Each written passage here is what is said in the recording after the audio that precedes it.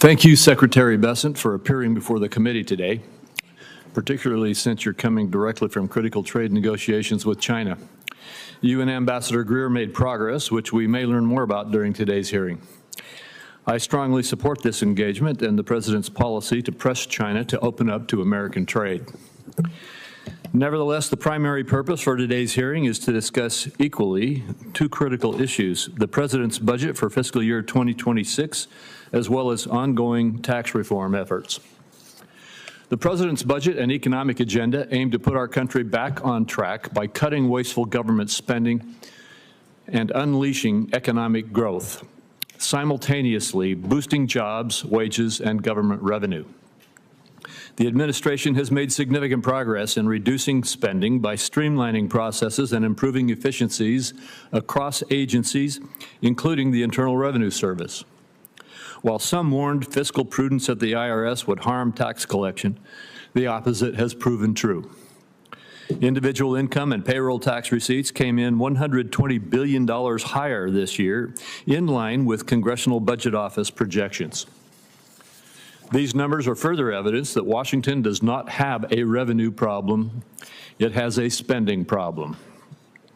A critical part of the President's agenda, and my top priority as Finance Committee Chairman, is to permanently extend the successful 2017 Trump tax cuts and prevent a more than $4 trillion tax hike on American families and workers. The 2017 Trump tax cuts increased investment, boosted economic growth, and allowed taxpayers to keep more of their hard-earned money. Far from a handout to the wealthy, the reforms lowered tax rates for Americans of all income levels, and middle-class families reaped the largest proportional benefits. If these tax cuts expire, all Americans will be hit with the largest tax hike in U.S. history. The majority of the increase will fall on those making less than $400,000 per year. The average family will see a $1,700 tax increase. Small business owners will lose both their lower rates and the small business deduction, facing rates up to 43%. Millions of families will see their child tax credit and their death tax exemptions cut in half.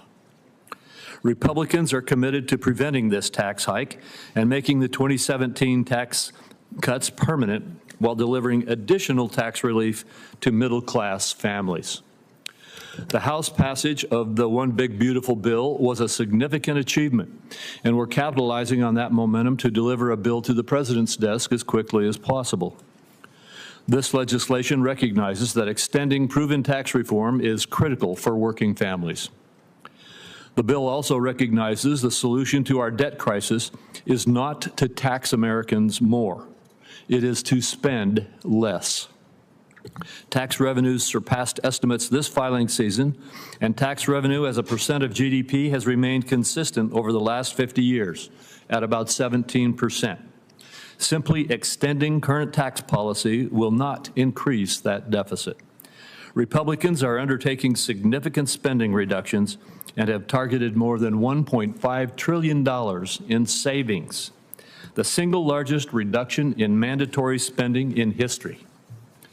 These reforms target waste, fraud, and abuse that proliferated in our spending programs during the pandemic and under the Biden administration. I understand some of my colleagues are now raising process concerns that they did not adhere to in the American Rescue Plan Act in 2021 or the Manchin-Schumer deal that became the Inflation Reduction Act in 2022. However, Congress must act quickly to prevent an over $4 trillion tax hike on virtually all Americans, the largest in U.S. history. Moreover, Senate Republicans are committed to providing families and businesses the certainty they need to invest and plan for the future, as well as to provide additional middle-class tax relief and take steps to lower the deficit with serious spending reforms. This is the best approach to restore economic prosperity and opportunity for all Americans. Thank you again, Secretary Bessent, for being here today, and I look forward to our discussion.